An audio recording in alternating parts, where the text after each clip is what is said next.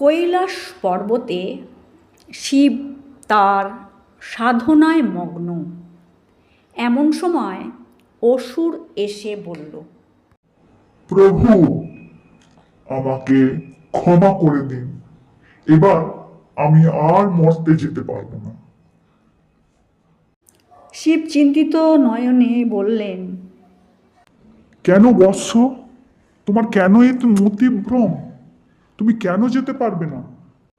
না প্রভু, আমি নারদ মুখে শুনেছি এবৎসর মশার খুব বাড়াবাড়ি, বিশেষ করে ওই ডেঙ্গু মশা এত বেড়েছে যে প্রভু বলার নেই। তাই বললে কি চলে? ওষুধ ছাড়া মর্তের লোক মা দুর্গার পূজা করবেই না। না প্রভু, আমাকে এক টুকরো কোমরে কাপড় জড়াইয়ে দিন রাত খড়গ হাসতে বসে থাকতে হয়। আমার নড়বার এতটুকু উপায় নেই।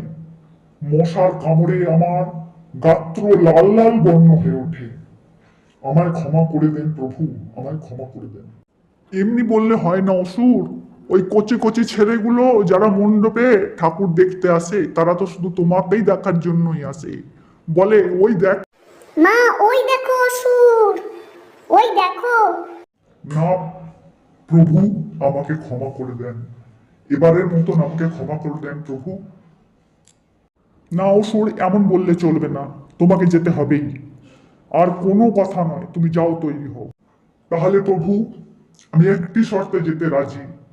এবার পুজোয় অন্তপক্ষে আমাকে একটি বারমুন্ডা প্যান্ট এবং একটি লম্বা হাতা গেঞ্জি আপনি যদি মঞ্জুর করেন, তবেই আমি রেডি হয়ে আসব এবং মা দুর্গার সাথে মর্তে আমি যাব। এই কথা রইল। তথাস্তু।